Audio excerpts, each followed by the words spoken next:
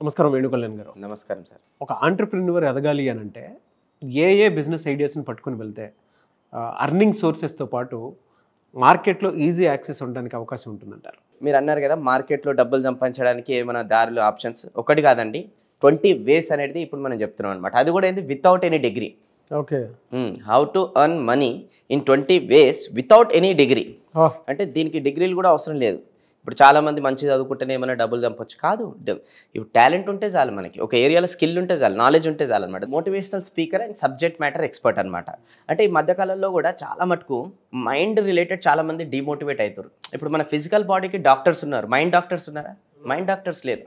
Mind డాక్టర్సే సైకాలజిస్టులు, motivational speakers, subject matter experts, వీళ్ళకి కూడా చాలా డిమాండ్ ఉంది. ఇది ఎలాంటి ఫీల్ అంటే అర్నింగ్ విత్ బ్లెస్సింగ్స్ అండి. ట్రూ.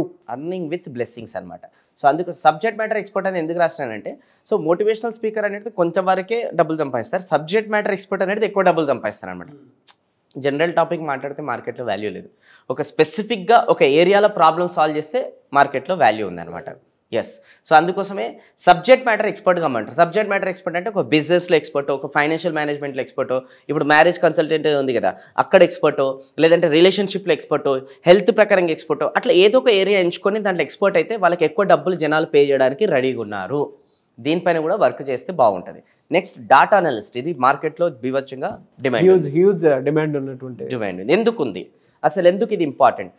ఇప్పుడు ఇంటర్నెట్ అనేది చాలా ఫాస్ట్గా బూమింగ్ అవుతుంది కాబట్టి డాటా అనేది చాలా ఇంటర్నెట్లో వచ్చి పడుతుంది అనమాట.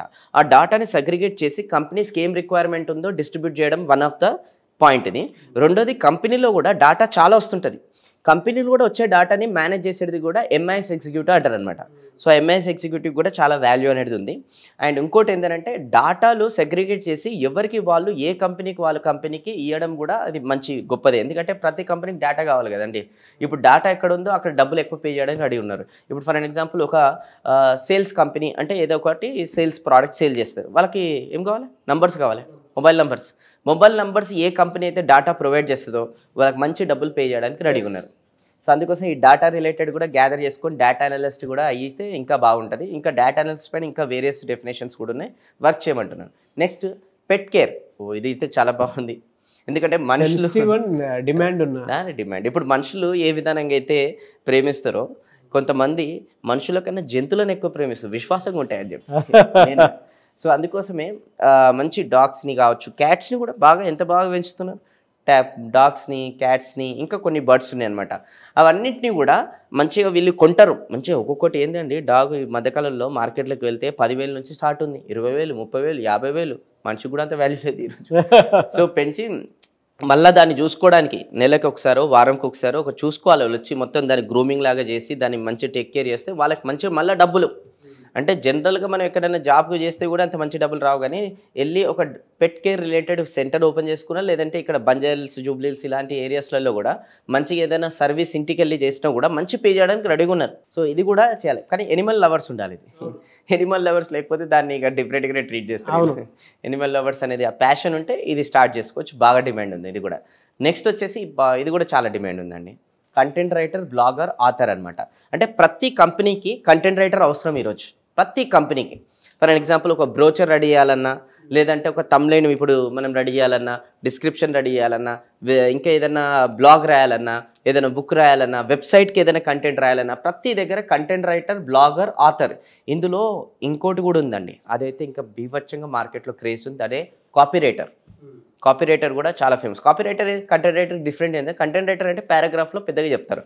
కాపీరైటర్ అంటే ఆ పారాగ్రాఫ్ల నుంచి బెస్ట్గా ఒకటే లైన్లో తీసి చెప్తే ఆ ఆడియన్స్కి అర్థమైపోతుంది, అది కాపీరైటర్ అనమాట. సో కాపీరైటర్ అంటే ఇప్పుడు తమ్లైన్స్ రిలేటెడ్ ఉంటుంది, అది కాపీరైటర్, కంటెంట్ రైటర్ కాదు అది. సో అట్లా కాపీరైటర్స్ కూడా మార్కెట్లో డిమాండ్ ఎక్కువ ఉంది, బీభత్సంగా ఉంది. అంటే ఒక యాడ్ మొత్తం చూసి అర్థం చేసుకునే కన్నా ఒక్క లైన్లో చెప్తే చాలు వాళ్ళకి అర్థమైపోవాలి, అదే కాపీరైటర్స్. సో కాపీరైటర్స్ కూడా డిమాండ్ ఉంది, కంటెంట్ రైటర్స్ ఉంది, బ్లాగర్స్ ఉంది, ఆథర్స్ ఉంది. ఇదంతా ఏంటంటే జనాలు వెతుకుతున్నారు ఈరోజు మార్కెట్లో, ఎవరైనా మంచోళ్ళు దొరికితే బాగుంటుందని. సో అందుకోసం దీనికి పే చేయడానికి కూడా రెడీగా ఉంది. నెక్స్ట్ వచ్చేసి ఫైనాన్షియల్ ప్లానర్, ఇన్సూరెన్స్ ఏజెంట్ అనమాట. చాలామంది డబ్బులు సంపాదించడం ఈరోజు మ్యాటర్ కాదు, డబ్బులు పోగొట్టుకుంటారు, అదే మ్యాటర్ ఇక్కడ. ఇప్పుడు ప్లానింగ్ లేదు, ₹1,00,000 ఎక్స్పెన్సెస్ టూ మచ్ ఉన్నాయి. దీనికి ఒక ఫార్ములా చెప్తానండి. జనరల్గా మిడిల్ క్లాస్ పీపుల్ మనం ఎట్లా ఆలోచిస్తామంటే, మన థింకింగ్ అట్లా మన మార్కెట్లో నుంచి అలవాటు అయిపోయింది మనకి. ఫస్ట్ ఇన్కమ్, తర్వాత మన ఎక్స్పెన్సెస్, తర్వాత సేవింగ్స్. కరెక్టేనా? ఈ మైండ్ సెట్ ఉన్నంత కాలం మనం మిడిల్ క్లాస్లోనే ఉండిపోతాం మనం. దీనికి ఏం చేయాలి తెలుసా? ఫస్ట్ ఇన్కమ్, తర్వాత సేవింగ్, తర్వాత ఎక్స్పెన్సెస్. ఈ డిసిప్లిన్ తీసుకొచ్చిన రోజు గేమ్ చేంజ్ లైఫ్లో. ఫస్ట్ ఇన్కమ్, తర్వాత అల్లకేరి ఏం చేయాలి, సేవింగ్ కొంచెం పక్కన పెట్టి తర్వాత మిగతాది ఎక్స్పెన్సెస్ ఖర్చు పెట్టుకోవాలి. ఈ డిసిప్లిన్ తీసుకురావాలి. మళ్ళీ క్వశ్చన్ ఏమని, ఇగో వస్తే 30-40 వేలు, మళ్ళీ అది ఎక్స్పెన్సెస్ అంటే సేవింగ్ ఎట్లయితుంది, మాకు ఇంకా మైనస్లోనే ఉంటామని అంటారు. జరా టీలు తాగేది ఉంటాయి కదా, తగ్గించుకుంటే అక్కడి నుంచి కూడా సేవ్ చేసుకోవచ్చు. కాఫీలు తాగేది తగ్గించుకో, మనకి అస్సలు హెడ్కి రిలాక్స్, తర్వాత రిలాక్స్, సేవింగ్ ఇంపార్టెంట్. ఎస్ అన్న. సో ఇట్లాంటివి చిన్నవి ఉంటాయండి. దానిపైన మనం సిరీస్ చేస్తాం, మనీ మేనేజ్మెంట్ పైన కూడా చేస్తాం. Sure sir. చేసి దాంట్లో వాళ్ళకి కూడా ఇక్కడ గైడెన్స్ అనేది ఇద్దాం. సో ప్రతి మనిషికి ఈరోజు ఫైనాన్షియల్ ప్లానర్ ఇంపార్టెంట్ అనమాట. సంపాదించే డబ్బులకి ఎట్లా సేవ్ చేయాలి, ఎక్కడ ఇన్వెస్ట్ చేస్తే అది డబ్బులు అవుతుంది. ఒక్క గోల్డెన్ స్టేట్మెంట్ చెప్తా అండి. మనము ఏ రోజైతే మనం వర్క్ చేస్తే డబ్బులు వస్తాయి చూడండి, దాన్ని యాక్టివ్ ఇన్కమ్ అంటాం అనమాట. మనము సర్టన్ స్టేజ్ వరకు వర్క్ చేయాలి, దాని తర్వాత వర్క్ చేయకుండా కూడా డబ్బులు మన కోసం వర్క్ చేస్తే చూడండి, దాన్ని ప్యాసివ్ ఇన్కమ్ అంటాం అనమాట. మనిషి ఏ రోజైతే అతను సంపాదించిన ఆ డబ్బుని జనరేట్ చేస్తే మనిషి ఎదుగుతున్నట్టు అర్థం. మన డబ్బు ఉంది కదా, ఆ డబ్బుతో జనరేట్ చేయాలి. సో దానికి ఏమైనా చేస్తుండాలి, అదే ఫైనాన్షియల్ ప్లానర్ కావాలి మనకి. ఇన్సూరెన్స్ ఏజెంట్ కూడా ఏంటంటే చాలామందికి చాలా కష్టపడతారు, తీరా హాస్పిటల్కి ఎందుకు ఖర్చు పెడతారు అంటే ఇన్సూరెన్స్ పాలసీ తీసుకోరండి. అవును, చాలా పెద్ద డ్రాబ్యాక్ ఇది కూడా. ఇన్సూరెన్స్ అనేది చాలా ఇంపార్టెంట్, అందుకోసం ఇన్సూరెన్స్ ఏజెంట్, ఫైనాన్షియల్ ప్లానర్ మార్కెట్లో చాలా అవసరం. నెక్స్ట్ వచ్చేసి ఏంటంటే wedding planner and event planner. ఈరోజు చాలామంది లక్షలు పెట్టి పెళ్ళిళ్ళు అనేది చేస్తున్నారు, కోట్లు పెట్టి పెళ్ళిళ్ళు అనేది చేస్తున్నారు. కాకపోతే ఏంటంటే ఒక పెద్ద బడన్ అనమాట. ఇప్పుడు ఎవరు ఫంక్షన్ హాల్ మాట్లాడతారు, ఎవరు ఆ మండపము, ఎవరు ఈ బ్యాండ్, ఎవరు ఈ ఫుడ్, ఇవన్నీ పెద్ద బర్డన్ అనమాట. అంటే అక్కడ యొక్క బర్నింగ్ ప్రాబ్లం ఉంది. ఈ బర్నింగ్ ప్రాబ్లమ్ని మొత్తం కూడా ఒక వెడ్డింగ్ ప్లానర్ దగ్గరికి వెళ్ళి, అంటే మనం మొత్తం కస్టమైజ్ తీసుకొని వాళ్ళే మొత్తం ఏర్పాటు చేసి పెట్టేస్తారనమాట. సో ఇప్పుడు మొత్తం ఖాళీ ఏం చేయాలి తెలుసా, ఆ పెళ్లి కొడుకు సైడ్ వాళ్ళు, పెళ్లి కూతురు సైడ్ వాళ్ళు జస్ట్ వాళ్ళు మంచిగా బట్టలు వేసుకొని మండపంకి వచ్చేసేయాలి. మిగతా తాళి దగ్గర నుంచి అన్ని వీళ్ళే అరేంజ్ చేసేస్తారు. హ్యూజ్ డిమాండ్ ఉందండి. హ్యూజ్ డిమాండ్ ఉంది. ఒక ఈవెంట్ 10,000 రూపాయలు ఎలా చేయాలి, 20,000 రూపాయలు ఎలా చేయాలి, 30,000 రూపాయలు ఎలా చేయాలి అని అంటే డిజైన్ ఇచ్చేటువంటి వాళ్ళు లేరు. రిసోర్స్ క్రియేట్ చేసేటువంటి వాళ్ళు ఉన్నారు, కానీ ఆ డిజైన్ ఇచ్చేటువంటి వాళ్ళు చాలా తక్కువ మంది ఉన్నారు. వెడ్డింగ్ ప్లానర్స్కి హ్యూజ్ డిమాండ్ ఉంది, ఈవెంట్ ప్లానర్స్కి కూడా. కొంతమందికి చిన్న అకేషన్స్ అవి ఉంటాయి, ఇంట్లోనే బర్త్డేస్ అని, అన్నప్రాసన అవి చేసుకుంటూ ఉంటారు, షష్టి పూర్తి, మ్యారేజెస్ అవి. వాటికి సంబంధించిన వాటిలో ఏ ఈవెంట్ ఎక్కడ ఎంతలో చేసుకోవచ్చు, టీప్ చుట్టాలు ఏంటి, టీప్ చుట్టాలు అని చెప్పేసి మాట్లాడుకొని ప్లాన్ చేసుకుంటే నీట్గా వర్కౌట్ అవుతుంది. ఒక మనిషి జీవితంలో మెమరీస్ అనేటివి కొన్ని ఉంటాయి కదండి. ఇది వన్ ఆఫ్ ద ప్రొఫెషన్ ఏదైతే ఆ మనిషికి లైఫ్ లాంగ్ మెమరీ ఇచ్చే ప్రొఫెషన్ అనమాట. పెళ్ళిళ్ళు ఊకే చేసుకోరు కదా. అవునవును. ఒక ఫ్యామిలీలో ఒకటేసారి ఆ పెళ్లి కొడుకు పెళ్లి కూతురికి ఒకటేసారి జీవితంలో పెళ్ళి అవుతుంది కదా. ఆ పెళ్ళి అనేది వాళ్ళకు ఒక మెమరీ లాగా వీళ్ళ ఈవెంట్ ప్లానర్ అనేది మస్తు డిఫరెంట్గా చేసి ఇవ్వచ్చు. అవును, వెరీ గుడ్. అది ఎక్కడ ఎవరికి దొరకదు ఆ ఛాన్స్. ఫోటోగ్రాఫర్కి, వీడియోగ్రాఫర్కి అండ్ ఈవెంట్ ప్లానర్కి మాత్రం ఇట్లాంటి వాళ్ళకి దొరుకుతుంది ఆ ఛాన్స్. ఇప్పుడు ఎట్లా అంటే ఇప్పుడు ఆ టైంలో జనరల్గా అందరు చుట్టాలు కూర్చొని అవుతారు. అదే ఈవెంట్ ప్లానర్ అట్లాంటివి డిఫరెంట్గా చేస్తే వాళ్ళందరూ లేసి డ్యాన్స్ ఆడో ఇంకేదో ఎమోషనల్ సిచ్యువేషన్స్ ఇట్లాంటివి క్రియేట్ చేస్తే వాళ్ళ జీవితంతో మెమరీ కాదా. అట్లాంటిది ఉంది అంటే జస్ట్ ఏదో డబ్బులు ఇచ్చినాం సెటప్ చేసినాం కాదు, ఒక మెమరీస్ క్రియేట్ చేయాలని ఒక ఎమోషన్ కూడా ఉండాలి వీళ్ళకి. ఉంటేనే వీళ్ళకి బిజినెస్ మామూలుగా ఉండదు, వెళ్ళిపోతారు ఇక మౌత్ టు మౌతే వెళ్ళిపోతుంది వీళ్ళకి. నెక్స్ట్ వచ్చేసి హోస్ట్ అండ్ యాంకర్. ప్రతి వాళ్ళకి కూడా ఈరోజు ఇది తెలియాలి, ఈ ప్రొఫెషన్ అనేది చాలా డిమాండ్ ఉండబోతుంది అండ్ ఉంటుంది. ఎగ్జాంపుల్ మీరే అనమాట ఈరోజు. ఓకే, ఇప్పుడు చాలామంది బయట నాగరాజు గారు ఇంటర్వ్యూ చేస్తే బాగుంటుంది అని ఒక గోల్ పెట్టుకురు, చెప్పారు, డిస్కషన్ చేసారు. అంటే ఆ లెవెల్కి మీరు ఎదిగిరు ఈరోజు. ఎందుకంటే మీ కష్టం అది. సార్ ఆ కాంప్లిమెంట్ వస్తే హ్యాపీ కదా, బ్లెస్సింగ్. కింది లెవెల్ నుంచి నేను చూస్తున్నా కదా మన రిలేషన్షిప్ లాస్ట్ ఒక ఆల్మోస్ట్ 5 years నుంచి. అవును, నేను 5 years నుంచి మీరు కింది లెవెల్ నుంచి ఎట్లా ఎదుర్కొంటూ వచ్చారో తెలుసు. ఒక యాంకర్కి ఈరోజు సొంతంగా కారు, సొంతంగా ఇల్లు, సొంతంగా ఒక బ్యాంక్ బ్యాలెన్స్, సొంతంగా ఒక స్టేబుల్ ఉంటుంది అనేది ఈరోజు సుమా గారు ఏ విధంగా అయితే సెట్ చేసిరో, ఇప్పుడు మన సుమన్ టీవీలో కూడా మీరు ఇంకా చాలామంది మన రోషన్ గారు ఇట్లా అందరూ కూడా మీరు ఒక ఎగ్జాంపుల్స్ క్రియేట్ చేసి సెట్ చేసారు అనమాట. అంటే అది నిజంగా ఒక నెక్స్ట్ జనరేషన్కి ఇన్స్పిరేషన్ ఇది. ఎందుకంటే ఈ ఫీల్డ్లో కూడా వెళ్తే మనం సక్సెస్ అవుతాం, ఇది కూడా ఒక ఫీల్డ్ ఉంటుందా, ఇందులో కూడా డబ్బులు సంపాదించవచ్చు, ఇల్లు కూడా డబ్బులతో పాటు నేమ్ ఫేమ్ కూడా సంపాదించవచ్చు. ఇప్పుడు చూడండి బయట వెళ్తే కూడా నలుగురులో ఒకరైనా గుర్తుపెట్టి మీతో సెల్ఫీ తీసుకోవడం మీకు ఎట్లుంటుంది ఆ ఫీలింగ్. అంటే ఇక్కడ మీరు ఇంటర్వ్యూ చేస్తారు కాదు, బ్లెస్సింగ్.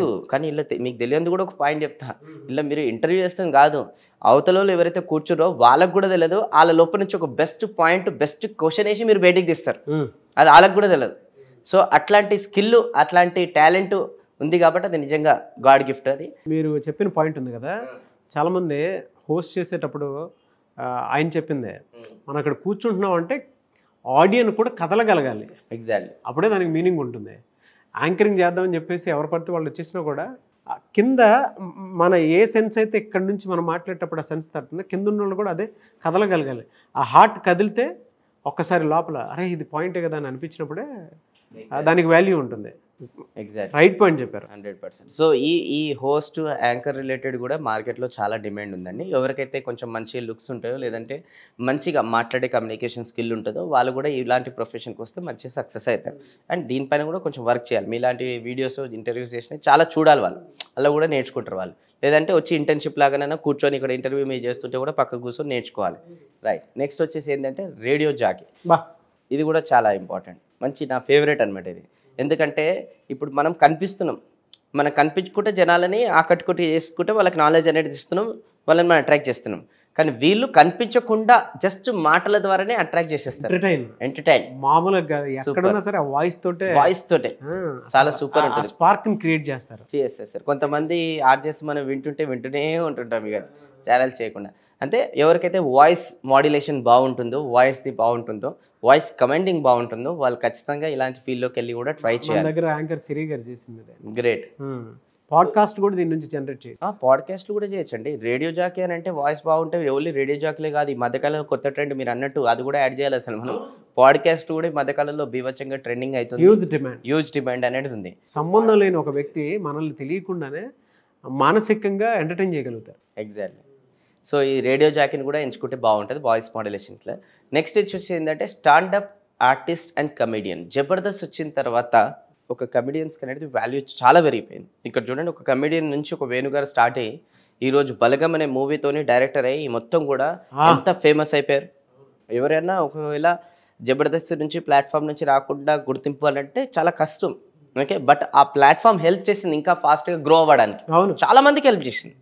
అట్లా నేను ఏమంటున్నానంటే ఈరోజు సోషల్ మీడియా యూట్యూబ్ రిలేటెడ్ ఉంది కదా, ఒక ఫ్రెండ్స్తోని కూర్చున్నప్పుడు ప్రతి ఫ్రెండ్ సర్కిల్లో ఒక కామెడీ పర్సన్ ఉంటాడు కంపల్సరీ. ఆ కామెడీ పర్సన్ ఆ స్కిల్ అక్కడనే వేస్ట్ చేయకుండా అతను కూడా కొంచెం యూట్యూబ్ వీడియోస్ చేసో రీల్స్ చేసో ఇంకేదో చేసేస్తే అతను కూడా చాలా వాల్యూ ఉంటుంది. ప్రతి కంపెనీలో కూడా ఎంప్లాయీస్ ఎవరైతే ఉంటారు కదా వాళ్ళని ఎంటర్టైన్ చేయడానికి ఒక కమెడియన్ కావాలన్నమాట. వాళ్ళని హైర్ చేసుకుంటారు, మంత్లీ వచ్చి సెషన్ చేయమంటారు. స్ట్రెస్ ఎక్కువైపోతుంది మధ్యకాలంలో చాలా మందికి. సో ఇలాంటి వాళ్ళకు కూడా చాలా అంటే చాలా వాల్యూ ఉంది అండ్ ఇక్కడ నుంచి కూడా డబ్బులు మంచిగా సంపాదించవచ్చు. Thank you so much Venu Kalyan గారు. Thank you so much.